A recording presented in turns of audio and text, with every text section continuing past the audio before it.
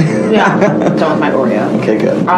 Do we really know what happened? The brother did. The brother, that's what I thought too. I mean, that seems like kind of obvious. Hey, do you want to talk about death? Yeah. I mean, Murdery thingy.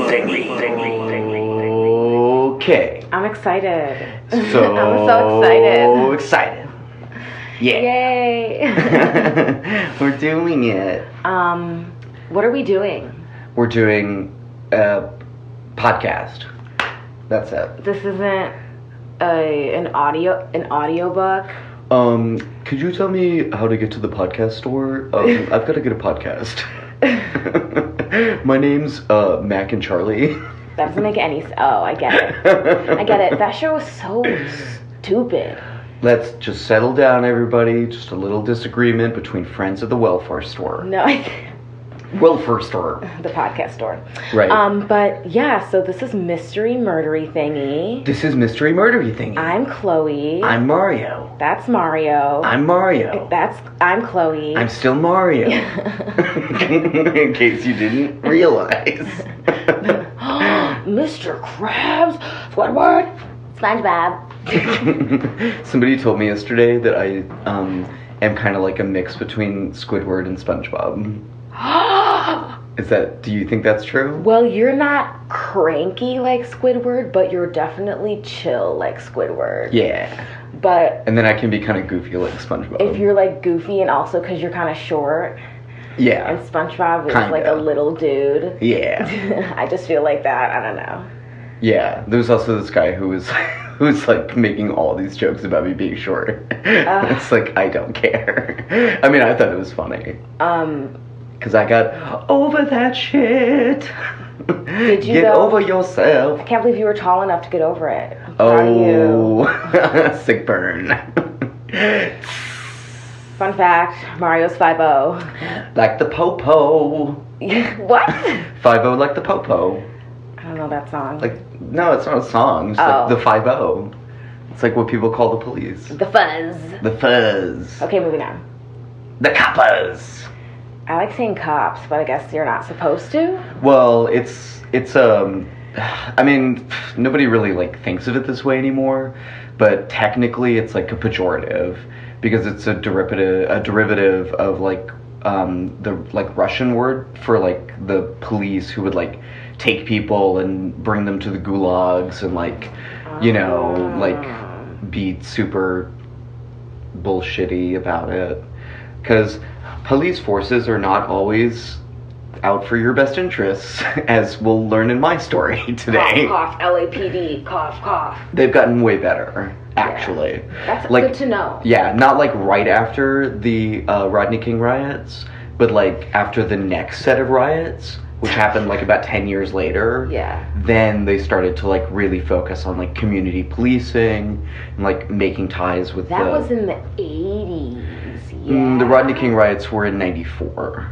Like Rodney King, that incident occurred in 94. And then When I think did OJ get killed? OJ didn't get killed. OJ's still alive. Or not OJ. When did When did the murder trial happen? That was also in 1994. it was the same year because I remember it was a big Nicole Brown. Right, Nicole was a Brown big- and whoever the guy was, I forget his name. No one ever mentions him. I know, He was a tennis instructor. It's sad. He was stooping OJ's soon-to-be ex-wife. Stooping. That's a nice way of saying fucking. Oh. See, now you made me say it. I was trying to be nice. I was just repeating it for maximum effect. I understand. Yeah. That's a good technique. I like it. Sorry, I have to blow my nose. Sorry, excuse me. That was like a... Are you gonna keep that in? I don't know. You shouldn't.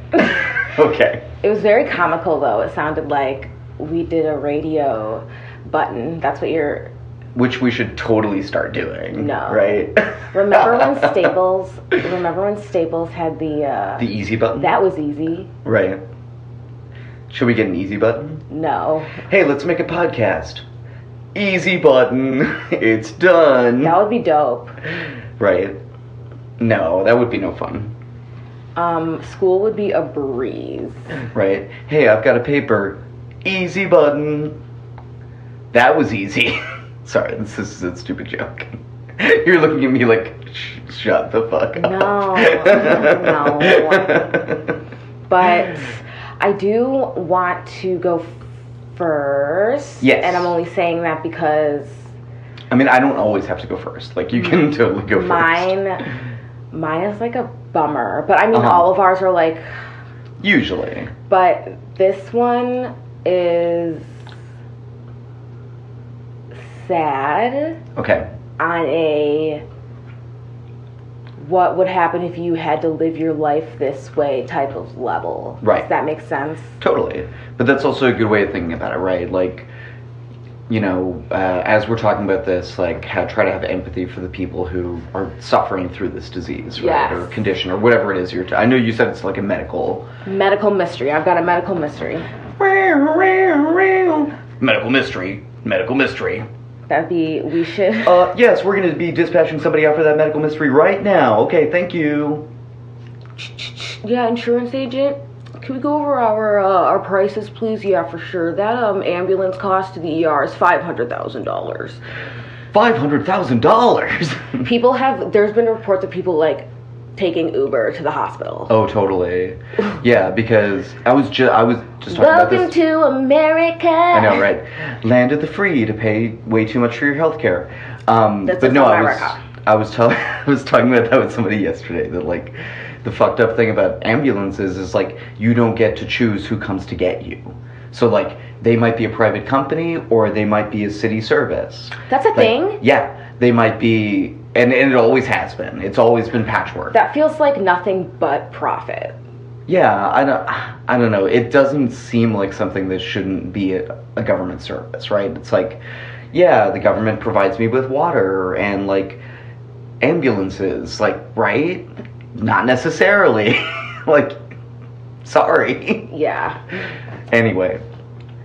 Okay, medical mystery. The medical mystery of Encephalitis Lethargica, also known as the sleeping sickness. Oh, okay. So, it's most notable because it happened between a span of about 9 to 10 years. From 1915 to 1926, and that was when it was considered an epidemic. So this mysterious virus infected millions of people all over the world, which is really interesting as well. And basically what it did is it would transform you into a living statue. You would be aware, conscious, but you're unable to move. Oh my at God. all. And it manifests itself in a lot of different ways.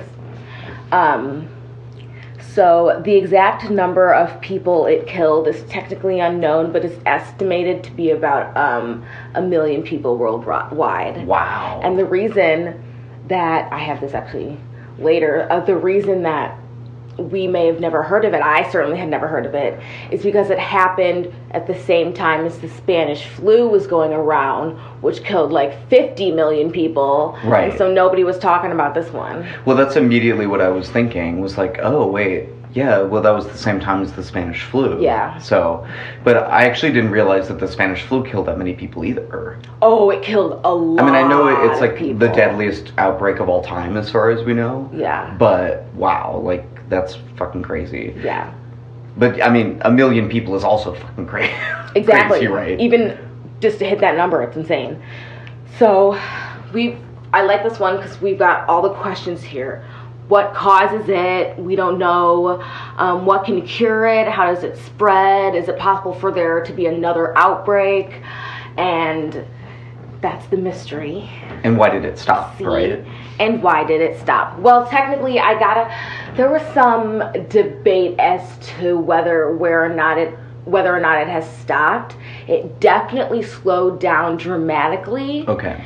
And the last known case was in 2006. Okay. So yeah, I think the World Health Organization or whatever considers a disease like eradicated if you have like no known cases in like 5 years or something like that. Yeah. So yeah. The first doctor to study the disease in depth was a man named Constantine de Economo, who had, doesn't that sound like a magician? I am Constantine de Como. Economo. You will economo. I know my own Economy. name. You will watch my tricks. They are not tricks. They are illusions. This guy's a good dude.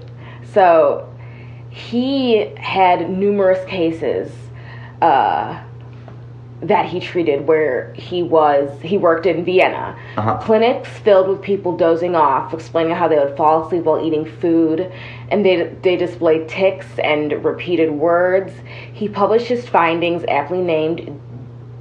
Okay, when you're doing Latin, is it DA or die or What? D? Wait, what? DIE, Encephalitis D, Lethargica. or it's DA. You DA. pronounce every letter in Latin. DA, Encephalitis Lethargica. So, Economo christened this new disease, which means something along the lines of a brain illness that makes you sleepy. So, most people don't call it as that full name. It's mostly known as von Economo disease. So he discovered variations on how it manifests, and he put it into these categories. It's really interesting because it's called the sleeping sickness, but it's kind of falsely named in that there's many ways that this can come about. Oh. So the hyperkinetic form is characterized by rapid motor movements, uncontrollable twitching, anxiousness, insomnia, and general restlessness. Amyostatic akinetic form, leading to symptoms remarkably similar to that of Parkinson's disease, dramatic reduction in muscle strength and difficulty moving, somnolent ophthalmoplegic form. I think that's exactly how you say that. I'm just kidding. Ophthalmoplegic, by far the most lethal, and involved the patient suddenly fall asleep at running times even while walking. And in some, this would progress into if you didn't die and you had the somnolent ophthalm whatever form, you would basically be frozen. So like that was like the worst fate. Okay. A state of akinetic mutism, lacking the will to move or express themselves in any way for the rest of their lives. So it's not that their muscles didn't work, it's just that like It's they a couldn't brain- send any signals Yes. to the muscles. Yes. Or that probably, right? But Yes. it's a brain condition. Yes. Yeah. Can you imagine? That's what I meant. Like, you are aware of everything and you can see and hear and taste. Right. But like, You're just like trapped You in your can't- own mind. move. Yeah, that sounds like hell. Like the worst fucking hell that you can imagine. Yeah.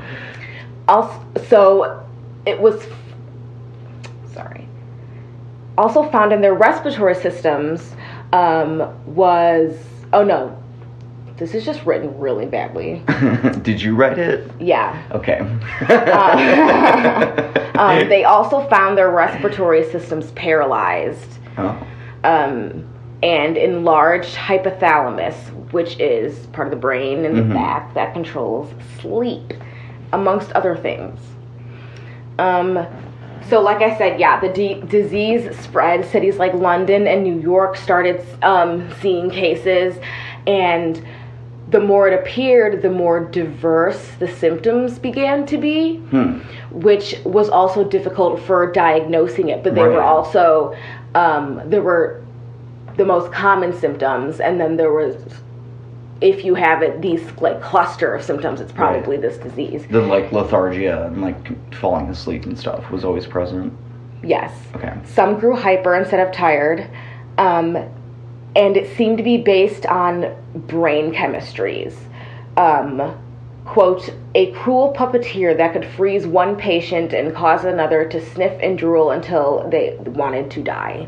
Oh. Gruesome. So, approximately 40% of those affected died, 20% survived but were invalids, 26% mostly recovered but had long-term issues, and the remaining 14% made full recoveries. Vaccinate your children. Moving on.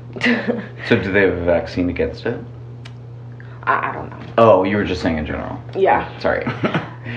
So, you know about this guy, I think. Who? The neurologist and author Oliver Sacks. Whoa, shout out Oliver Sacks. I'm so glad that happened. Right. I mean, he's like the most famous like neurologist and like writer about like, you know, brain conditions and stuff that, you know, that there is. So like he studied this and he that wrote makes about sense. it. Yeah. He died not too long ago. Yeah. Of his own, I forget what he had. He had like some kind of brain condition or something. Maybe that's why he was so interested in it.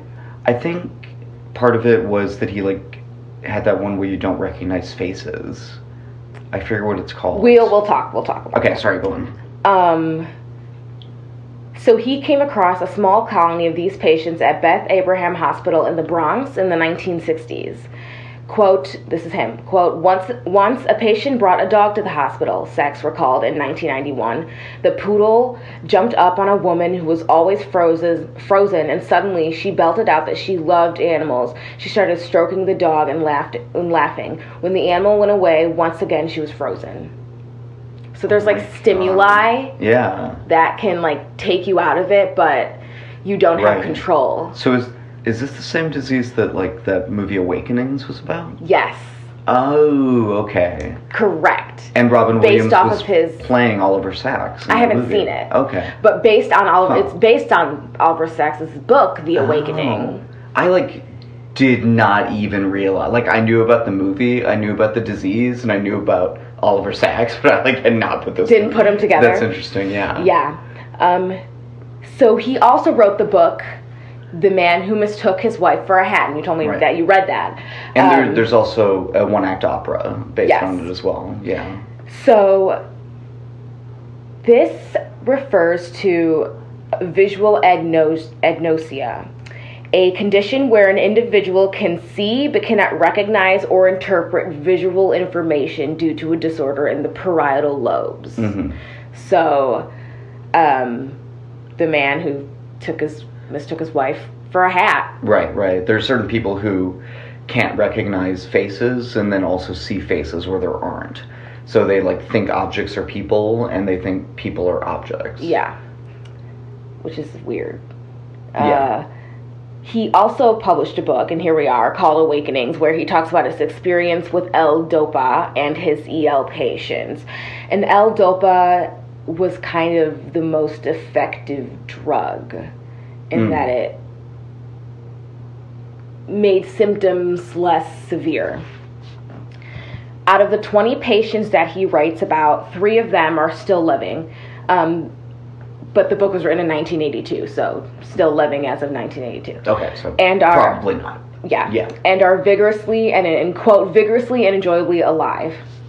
So, however, as latest of 2004, a virologist named John Oxford published. It says et al., which I'm assuming means there's more people, more authors. Yeah, et al. Yeah, and like all the other people. And all the other people published some of his findings. So.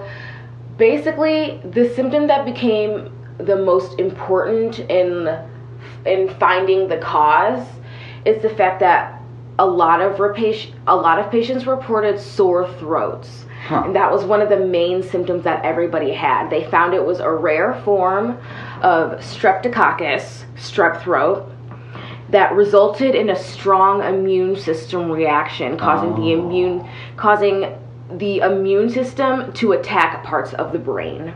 Now that makes more sense. That's their hypothesis. Hypothesis. Thank you. Hypotenuse. Yes. Neurologist, virologist, everything's in my head. So, fortunately, the disease began to decline once they started to find out the cause of it. And the estimated 5 million victims of EL became the, quote, lost generation. Wow. Like I said, some people got it and they died quickly. Others in the U.S. had short periods of lucidity due to the miracle drug L-Dopa, which, like I said, Oliver Sacks talks about. Right, but did not work as a permanent solution. No. Yeah. Some had responded to steroids to reduce inflammation. Others just had the worst fate, and they stayed that way till they died. institutionalized beyond communication. So I'm going to talk about some real stories. Okay. This leads us to Philip Leather, the man who suffered with the disease for decades. He's the one who had it the longest. He was diagnosed in the 1930s when he was just a little kid. I think he was 10 or 11. Again, because there's no cure, he ended up staying in the hospital, frozen and locked in his own mind. He lived there for more than 70 years before dying in September of 2002. That made him the longest serving patient at Hollymore Mental Hospital in Birmingham. And after he died, his sister decided to donate his brain to science. For science.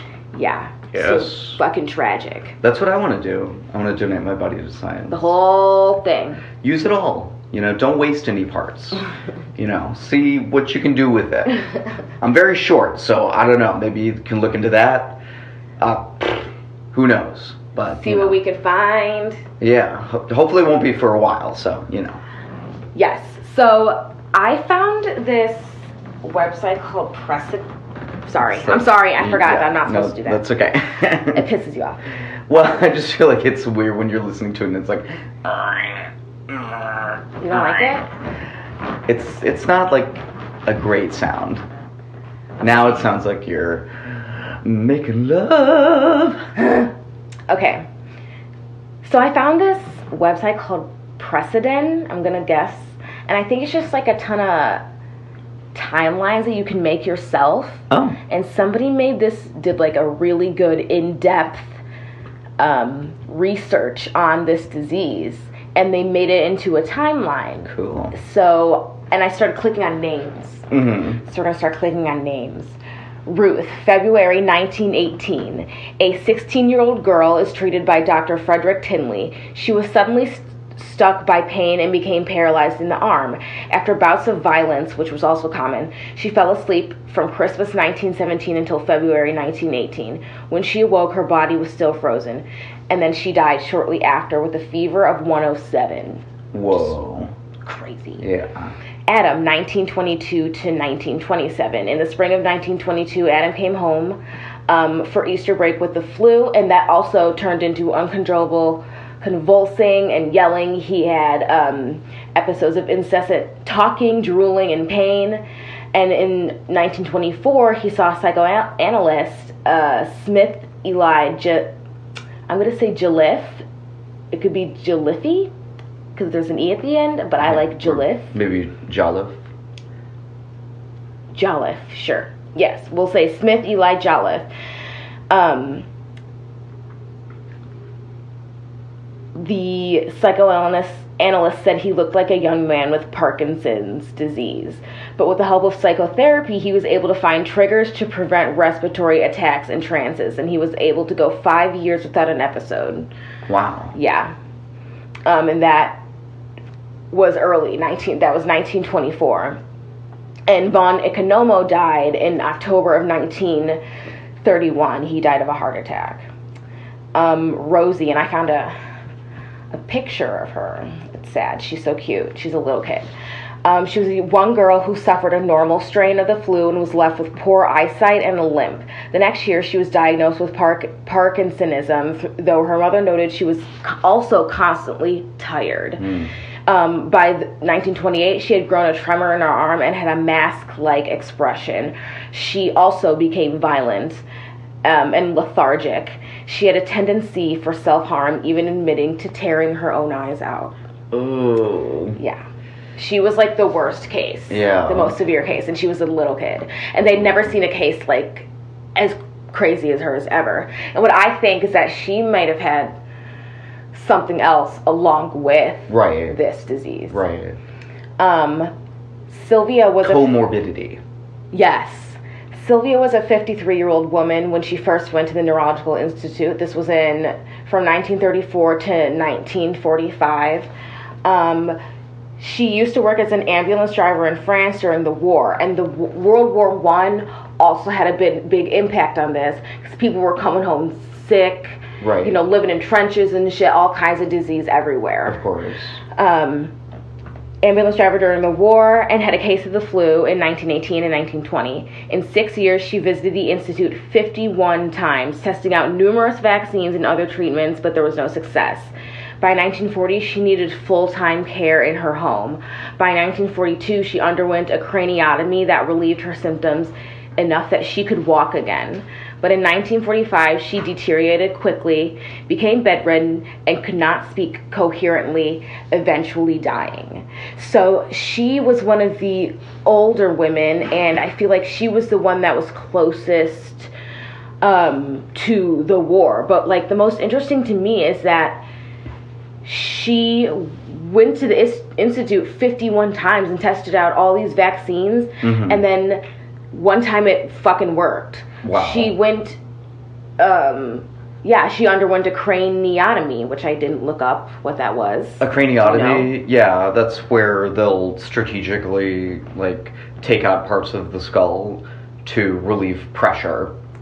You know, because a common, well, not common, but right, like, an immune response that can occur is that your brain swells, that there's, like, fluid that goes into the brain and it, like, swells, which, you know, can kill you. I mean, that itself can, like, be fatal, so, or, like, really damaging, right? So they have to, you know, drill holes or whatever in your skull and relieve pressure on the brain. So that's what they did in 1942, and she could walk again. Huh. So...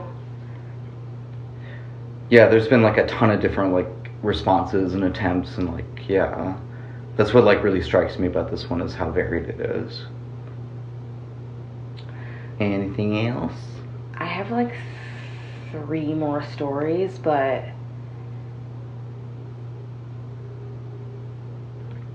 I'm going to talk about the one in 2006, which was not diagnosed as, but has all the same symptoms. So, a high school football player in Houston, Texas, experienced a sort of seizure at school, and in the coming weeks began to feel tired. His body grew stiff, and he had bursts of violence. After researching diseases, his doctor gave him a combination of steroids and L-Dopa, and in a few weeks he recovered. So it definitely seems like a... it seems like the cure. So that's the one you were saying was, like, the last, like, probable... Yes. Yeah. But we still have, like, these questions. Where did it come from, and could there be another outbreak? Yeah, and how did it spread? Because it seems like, okay, a lot of people got it, but the doctors and nurses and stuff didn't get it, or it didn't spread, like, as widely as you might think if it were, like, just a streptococcus virus. So, very mysterious. Mysterious. Bodies are weird. Yes, bodies are strange. Don't think about that too much. When I think about bodies too much, I get... and then I start to want to faint because I'm very squeamish. But, yeah. Sorry, that sucks. Well, it's whatever it is, right? But, I don't know, like, to me... It is seeing it, like, you know how, like, some people like watching, like, surgery videos or, like, whatever. I cannot do that. I can't do that either. Oh my god. Yeah, we both, like, accidentally saw something when I was researching this that, like, we did not want to see. So, you did? Yeah, I'll mention it when we get to that point. But yeah, I'm like, can't deal with that crap. My sources, just real quick, were Van Winkle's article by Jake Ross entitled The Horrible Unexplained Mystery of Encephalitis Lethargica, which I recommend. It's a good one. An article on freelibrary.com called The Lost Boy with the Gift of the World. Carl Smallwood's article at ifoundout.com, The Mysterious Encephalitis Lethargica. Encephalitis Lethargica. And, of course, the Precedent timeline on... So how is that spelled, that website? Precedent? Preceden. Okay, cool. It could be precedent or... Oh yeah, precedent, like proceeding through a list of events. Or maybe precedent, like precedents, like a That's list what of I was precedents. thinking. Yeah. Anyway. Okay, I'm excited. Yeah. Oh, wait, before we get to that, just keep your excitement at bay for just a moment longer. So we have a big correction from last time. Oh, yeah. So we went like on. So, okay, reminder, it was unedited, uncut, and raw. So And raw. And raw. So Mary Shelley, I looked it up afterwards. Remind us. Mary Shelley, the author of Frankenstein, whom we mentioned as being possibly inspired or whatever by the stitched together corpse of the first Thames torso victim. Yes. As you'll recall, the police did that stitch job, so to speak. Mary Shelley died in, I believe it was 1856. That happened in like 1873. So clearly she didn't know because she had been dead for like over 15 years. I also just like randomly said New York for some reason. Like, oh, maybe she was reading about it in the papers of New York. And neither of us realized that I like said that. Talking about London. I was talking about London because it didn't happen in the United States. I think there was like one or two other things from last time, but hey, you'll have to forgive us, okay? That was the big one. Okay, so now I'm going to get to my story for today. And this is one I've been interested in for a really long time. And we've talked about a lot, like in the past as well. And it's the assassination of Benazir Bhutto. So Benazir Bhutto... I remember when you first told me about her, I was immediately inspired. And like... Exactly. Was a beautiful woman. And I mean, she was an inspiration for Malala Yousafzai, who also from Pakistan. Inspiration for many, many women and men and people of all, stripes all over the world. And, just a little bit, if you don't know who she is, she was the once, and it seemed future, in 2007, Prime Minister of Pakistan. First woman to ever lead a Muslim-majority country. And in December of 2007, Benazir Bhutto had just returned to her country after a period of self-induced exile, of which she had a few in her life. And this was December 27th, 2007. It was in Rawalpindi, Pakistan, so one of the larger cities in Pakistan. And Benazir Bhutto had just finished giving a big political rally, right? The elections were upcoming in January 2008. She had just come back into the country. Everyone was fucking excited. Like, yeah, the Bhutto clan, big political dynastic clan going back centuries in Pakistan, is back. Like, she's the next one. She's going to lead us into democracy. The people, right? She ran the Pakistan People's Party. The people are going to take back their power, right? And Benazir Bhutto's the one who's going to do it. Yeah. And they were fucking excited. Yeah. And it was this huge political rally. Thousands of her supporters. And according to some of those people, it was the best speech she had ever given in her political career. She was like 54 when she died, but she had been campaigning and prime ministering since she was 26. So she had already had a huge, long career. So as she was leaving the rally, right, waving to her supporters through the sunroof of her vehicle, a young man in sunglasses pulled out a gun, fired 3 shots toward her vehicle. Benazir Bhutto then lowered her head, the shooter then lowered his head and detonated his suicide vest and blew himself up. What the fuck? Right next to her vehicle. Yeah. Mass chaos. The suicide vest was filled with shrapnel. Oh God. With buckshot, basically. So, people are dead, people are bleeding, there's just mass chaos, right? And as people described it in the vehicle, Benazir Bhutto fell back into the car right after the blast with a massive head wound, just gushing blood. The woman who was there in the vehicle with her, that she kind of fell onto, said that she was covered in blood, that Bhutto was covered in blood, that it was just a horrible, just the worst, kind of scene that you can possibly imagine. it was never clear. This is like the mysteries, and there's so many mysteries in this one, right? It was never clear if she was actually shot or not. That's actually a big point of contention between different sides, and like trying to define what exactly happened at that moment. But according to the official account, and what is also supported by the UN report that was done, was that she actually hit her head on the lip or the latch of the sunroof as a result of the bomb blast.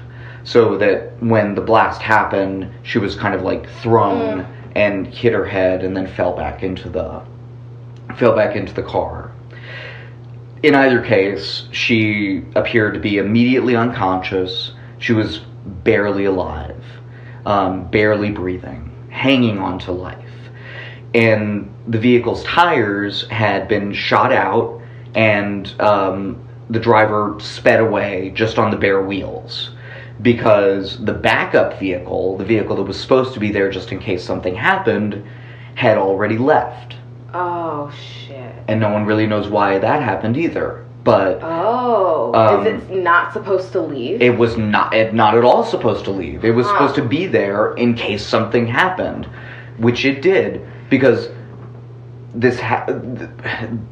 she knew this was going to happen. This was by no means the first attempt on Benazir Bhutto's life. So like the planning and the security surrounding this, that's what killed her.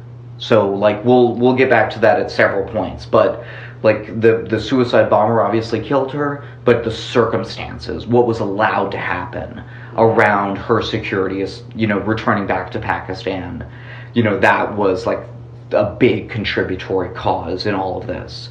And part of that at the scene was that backup vehicle was not there. And like the guy who was in charge of her security, who was in that vehicle, what he says is, I wasn't driving. It wasn't my decision to leave. There were 5 people in that car.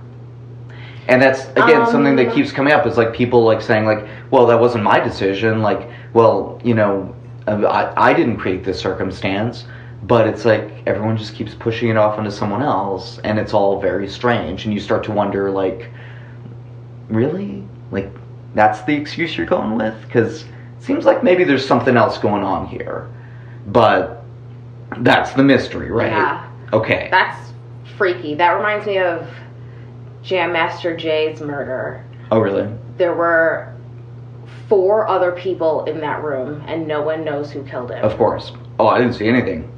So, as I said before, the ball-bearing shrapnel that was in the suicide vest, exploded out when the suicide bomber, hit the trigger, and 24 people were killed at the scene. Oh my God. Many, many more, over 100, I can't remember, but in the hundreds of people were wounded, some very severely.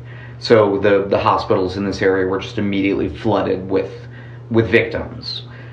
There was also a shooting, just as a side note, at a different political rally for Benazir Bhutto's main rival in a different city in Pakistan. There was like a shooting at that political rally. So again, like, this is not uncommon in terms of like violence around Pakistani politics, especially like at this particular time, but also before and afterwards.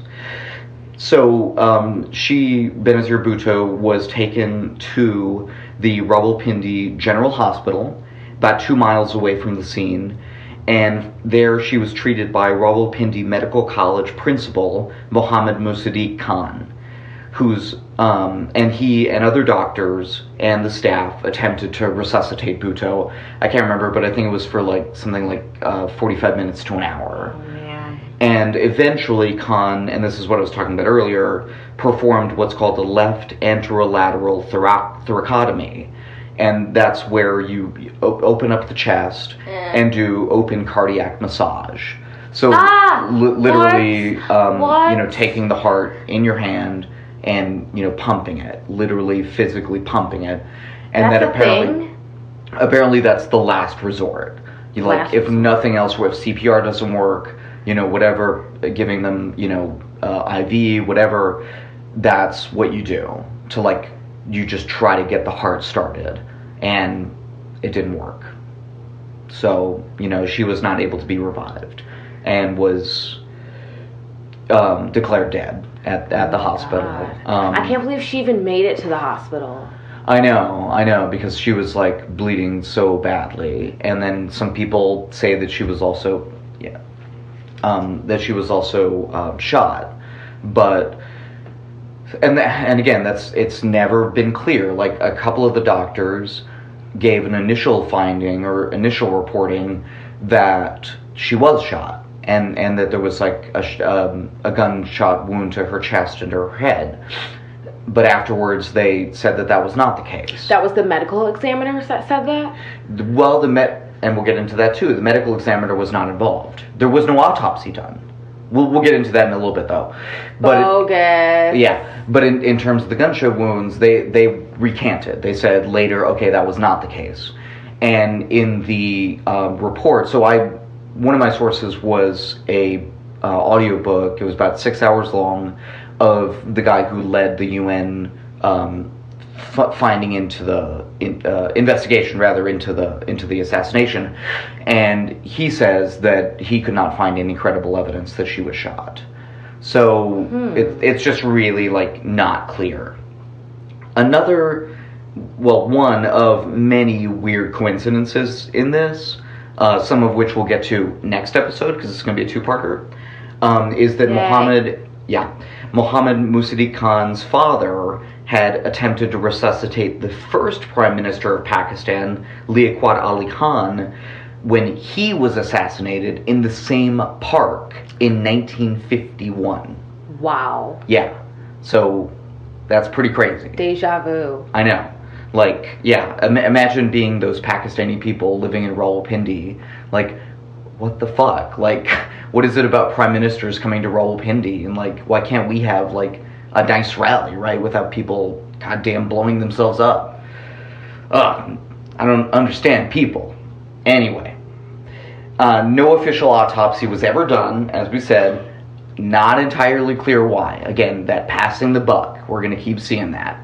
Passing the buck. So according to Pakistani law at the time, it was illegal. You had to get the investigating authorities' official request, to do an autopsy. So the investigating authorities would determine, okay, there's probable cause that there was foul play involved. They would request an autopsy to be done by the medical examiner. But they never did. They never sent that request. And when they were asked about this, they said, well, why didn't the hospital just do it?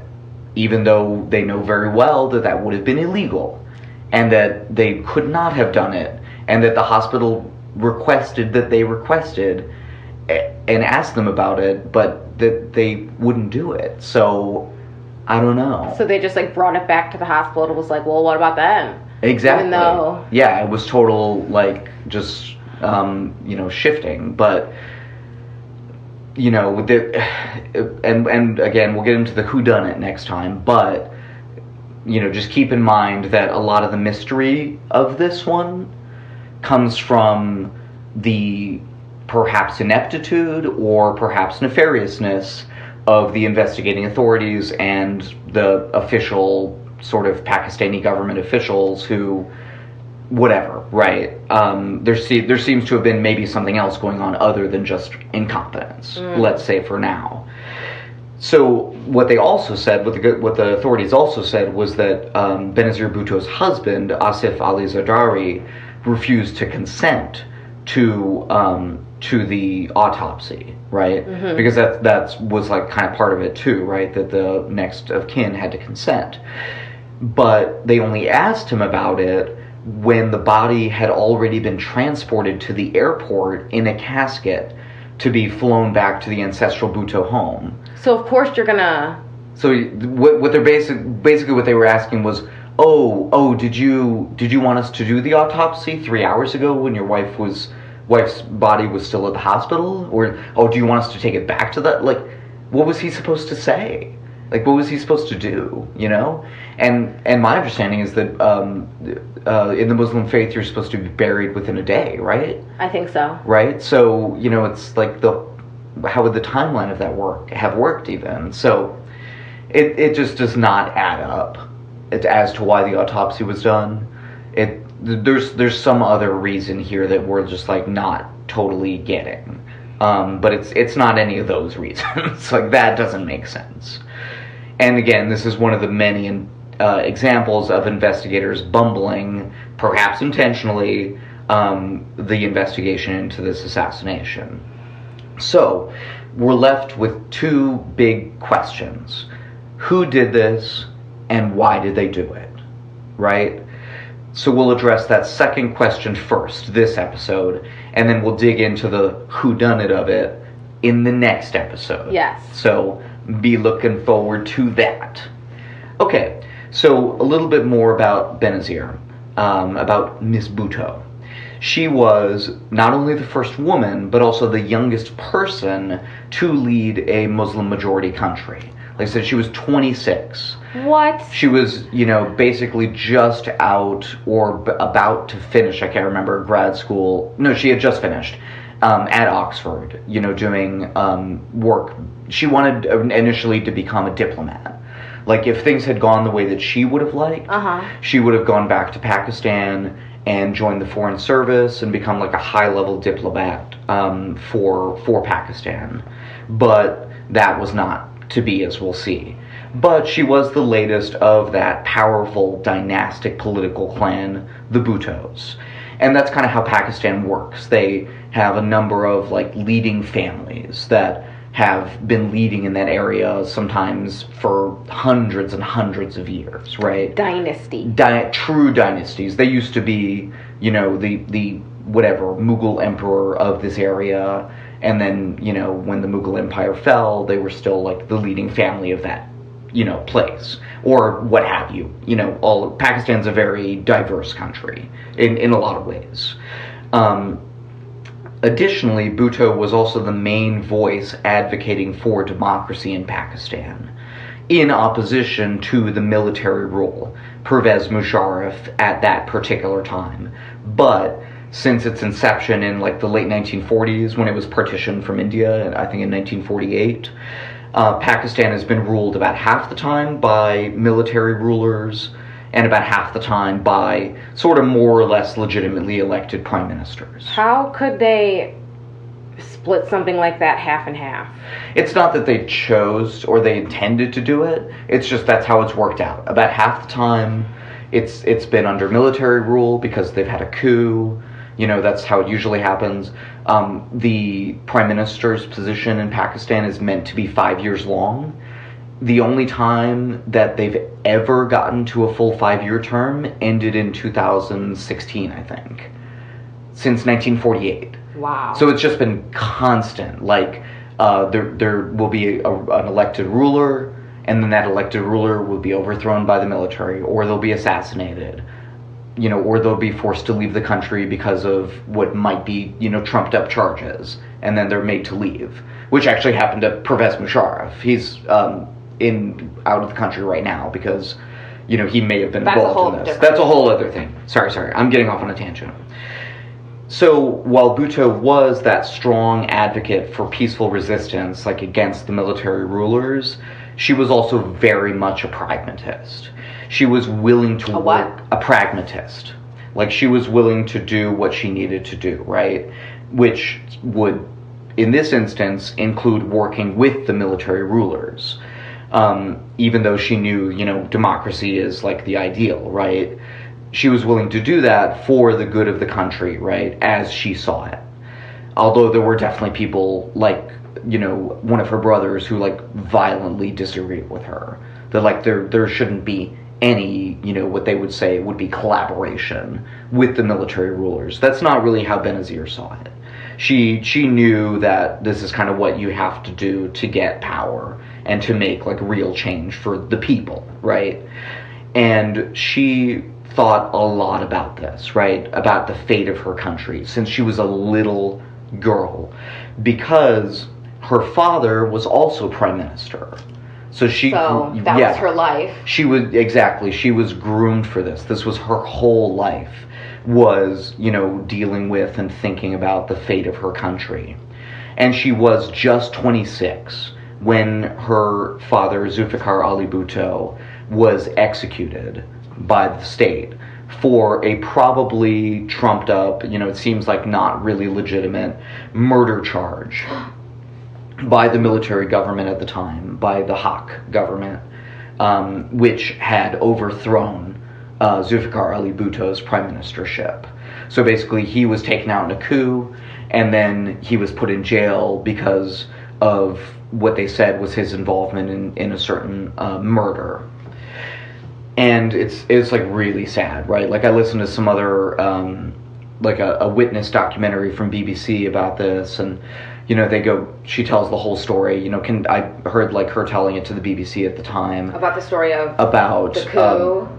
about the last night that she saw her father alive. Oh. So they didn't tell them when he was going to be executed, but he knew, like he had. So when they visited him in jail, he kind of told them, like, this is going to be the last time we're going to see each other.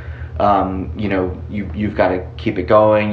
He tried to like motivate her and like comfort her in that last, moments that they had together.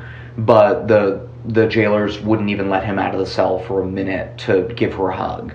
Like, So messed up. Really, really sad. And then she and her mom just like sat up all night and just like waited to hear on the radio that he was dead.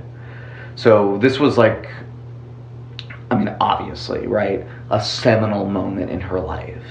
Like I said before, she was planning on being a diplomat, but when the military ruler at that time, basically killed her father because of this, what it might have been a trumped-up charge. Do you think she got a little... I think so, yeah. She was on a mission from that point. Like, she was there, and she was... Talk about motivation. Exactly, right. I am Inigo Montoya. You killed my father. Prepare to die. I'm sort of joking, but like, hey, he spent 20 years practicing his swordsman. Think about that, if that were a real story, right? Yes. So she was forced to take up the mantle of her father's party, the PPP, the Pakistan People's Party. And using her Harvard and Oxford education, she had really good education from the West, like a lot of these leading family members in Pakistan, and her extensive ties that she had made in the West, to government figures and people over there, from her perspective, Bhutto became prime minister twice, although she was forced to leave it both times. And she was also a leading global voice for women and for democracy. She was fucking... I don't even know how to say this. Like, her courage was unbelievable. Like, her ability to do what she felt she needed to do and what was right in the face of what she knew were people who were going to kill her. She knew she was going to be murdered. And people told her this, and she told them, I know, and I have to do it anyway. And I'm not going to put my head behind bulletproof glass every day, and I'm not going to stay inside that armored vehicle because Preach. I have to be out there because the people need a symbol, and they need someone to fight for them. And this is how she became prime minister, right? She had that energy. From the moment that she was born, she had it.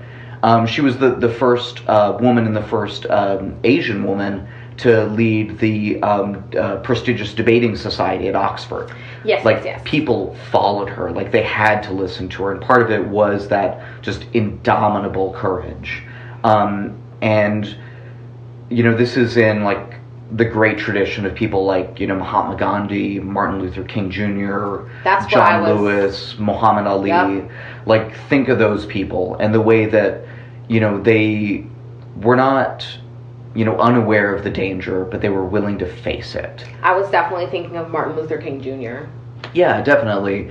And again, he knew he was going to die. The last speech he ever gave, he talked about it, and then he was killed. Yeah. RFK. That's what happened to her. And that's what happened to her, exactly.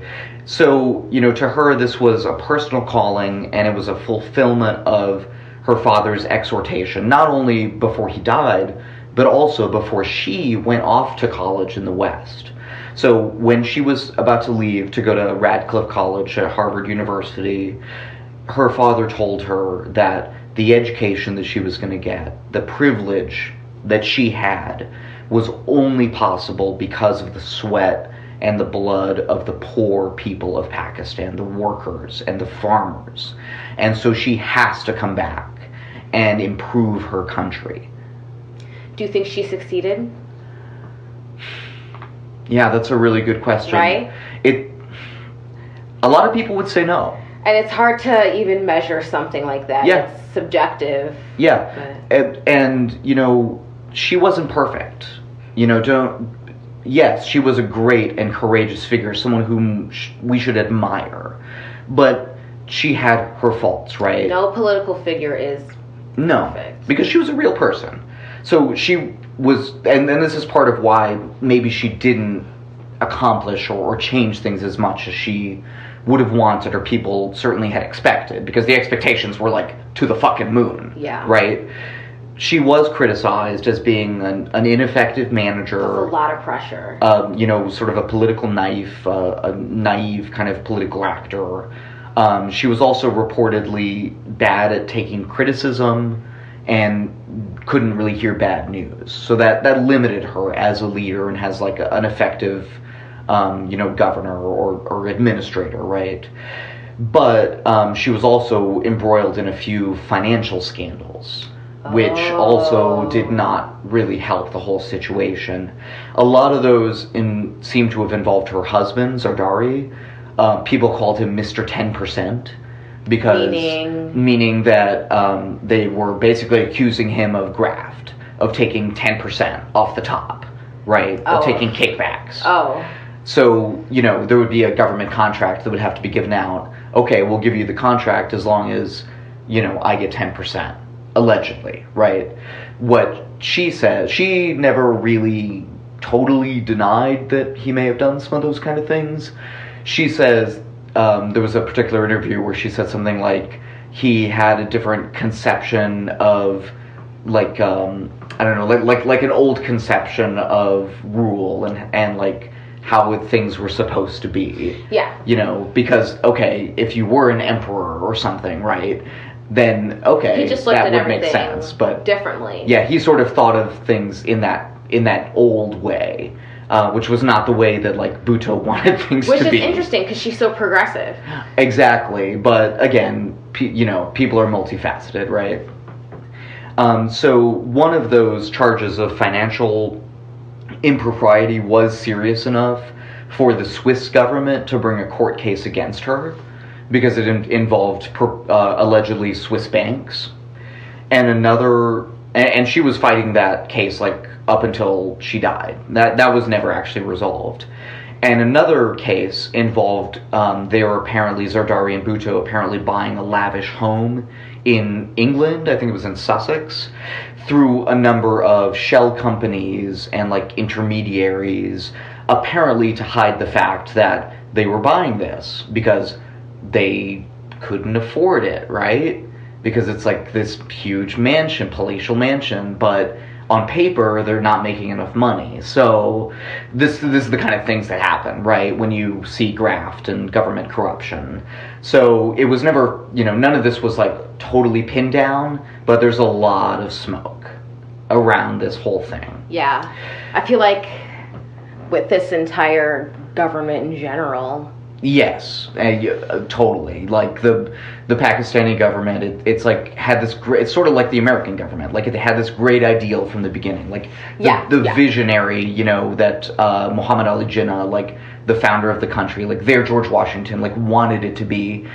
It never lived up to that, but it's always been striving to live up to it. So I think Pakistan and the United States, like, we're very similar in that way. In a way that probably a lot of people don't think about. So there were no, you know, shortage of factors and grievances that people had as to why they wanted Benazir Bhutto dead, right? Let's kind of wrap up and kind of try to, like, answer that question a little bit to some extent.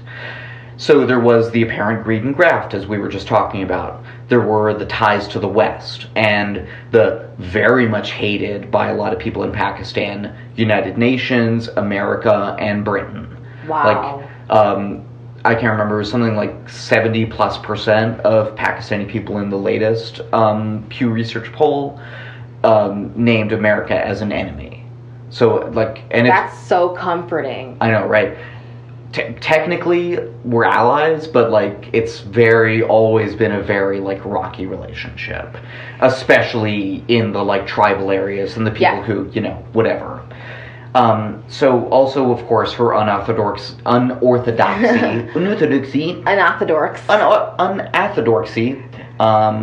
as a woman leader. You know, that's what I was thinking it was. Because she was, I mean, not automatically, but she was looked at more so as being progressive.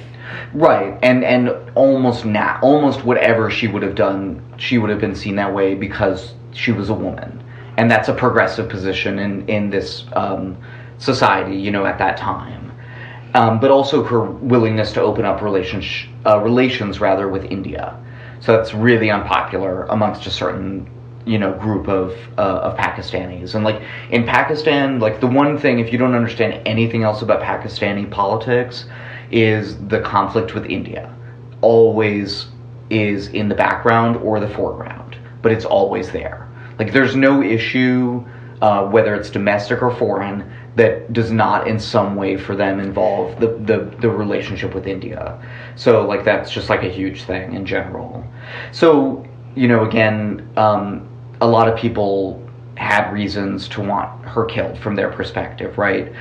People in the military, people in the secret services, which are very powerful in Pakistan, tribal leaders, religious fanatical terrorists, right? Like Al-Qaeda. Those were the type of people that I was thinking of as wanting to kill her. And we'll get into... And I had no idea that, like, all of these... I mean, I guess it makes sense once you, like, read it out loud, like, all these groups of people who would be against her. Very much so, but she had many, many enemies, unfortunately. And we'll get into all of that, like, in detail next time. Whodunit. Like, the whodunit. We'll dig into all of these different people and factors, and, like, yes, very much so. But and this is what we'll see, right? There's no single why or who, but we're talking about why. So there's no single why. There's a collection of power dynamics that all stack up with Bhutto on one side, in her kind of progressive place, and an array of, you know, deadly factors on the other. The military, the secret services, the terrorists, like, you know, that's really what it's about. Like, this was a natural sort of power situation that was always going to happen. And I think that's really the bigger why. It was just, like, bound to happen because of who she was, right? That catalyst for change and a reorientation to the West. And therefore, she was a threat to the powerful and ultimately very homicidal actors, you know, in Pakistan. So that's my best summation. So next time, we'll dive into the investigation. We'll look at that, you know, whodunit. Then at the very end, we'll do a little roundup of all the weird coincidences that surround this. Because, like, that thing with, like, the dad and son doctor and, like, the first prime minister in Bhutto, by no means the only weird coincidence in this story. So I think that's just kind of another little interesting part of it. That's my story. So... Do you have weird shit in the news? Not really. Sorry. I just have one, and... It's basically that this was like a couple of headlines, and I didn't read too much into it because it seemed kind of fucking stupid. But a financial manager stole $500,000, and then he spent it all on pedigree kittens. My man, gotta get those pedigree kittens. Like, what is the thought process there? I feel like there's a lot of lying to yourself. Yeah. A lot of cognitive dissonance. A lot of cognitive dissonance, exactly. It's my favorite term for yes. 2016 to right. current. I actually love to that now. Yeah. I wish we could have Oliver Sacks here to tell us all about it. You know, from the other side. I think he died in the 80s. No, he died in like 2015 or something. No, I remember hearing about no, this. You're right. Was it 2015? Yeah. Oh, it was actually I 2015? think so. Oh, okay, cool. I was just kind of guessing. But, we need to do another Weird News Extra, and this is where I'll, like, actually talk about it. Like, we're gonna do it, okay? Okay. But, get off our backs, okay? People who aren't actually talking to me right now. Okay, so there's just been more of these, like, not Sonic attacks.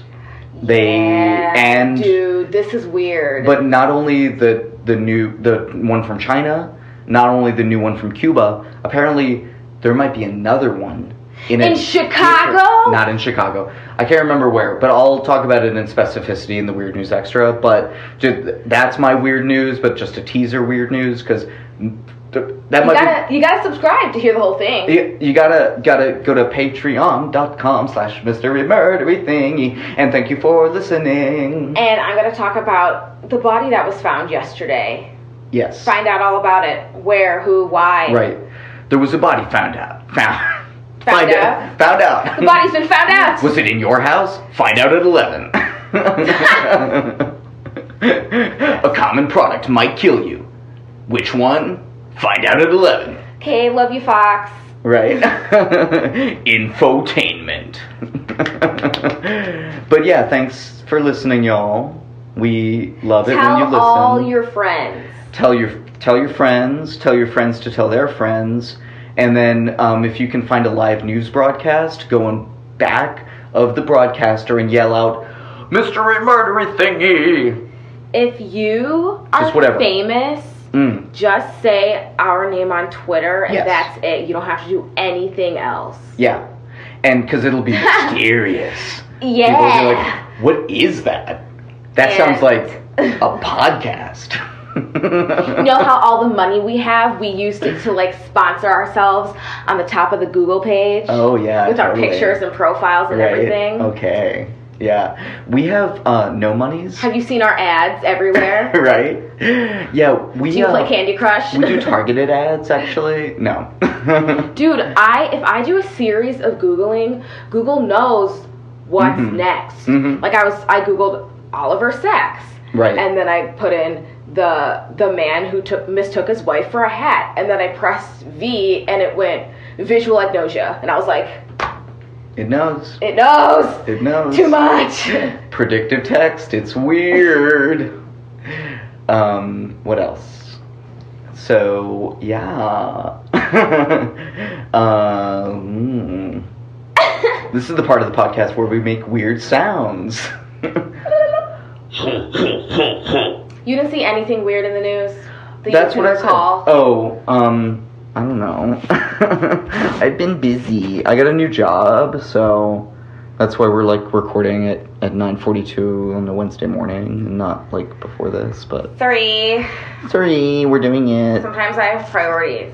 Like Hashtag sleep. Priorities. It's like sleeping. Sleep is a good thing. Oh, speaking of... Because you're doing a part 2 on the same thing, I'm going to do something similar, and I'm going to talk about the Calici sleeping sickness, even though they found out what's happening. They're like, so it's not a mystery. Pretty sure.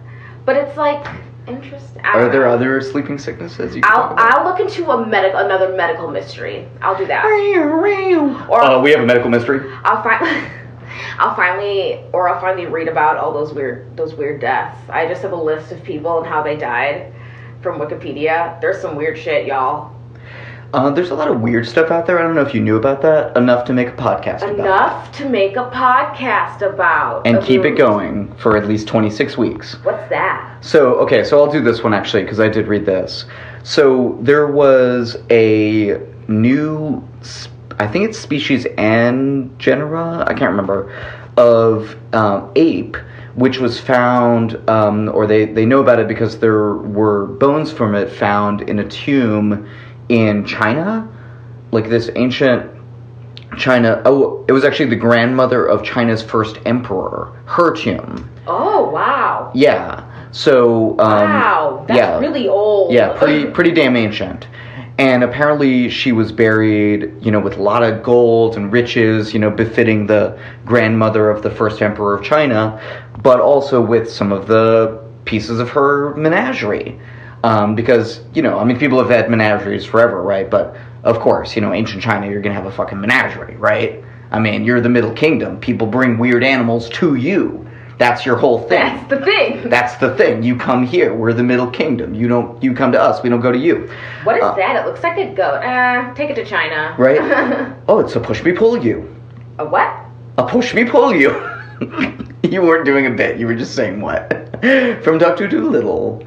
Not the Eddie Murphy version. Mario, I haven't seen the Dr. Dolittle Eddie Murphy version since I was a little kid. Not the Eddie Murphy. And I haven't even seen, I didn't even know Rex Harrison, there was a different one. Well, it's delightful, and they sail in a huge pink sea snail, and it's delightful. Did I mention it's delightful? This is going on way too long. So, it was a weird ape, and they found out that it was like this species that they had never heard of, that is like a type of gibbon, and it's got like really big front fangs kind of thing. So it was like this. It was like that's an actual recording. So can I post that on our Instagram or? Yeah. Okay, that's my weird shit. And we're done. Go team. Yay! Bye. Team Mystery. Bye. Team Mystery. We are the Team Mystery. Okay, bye.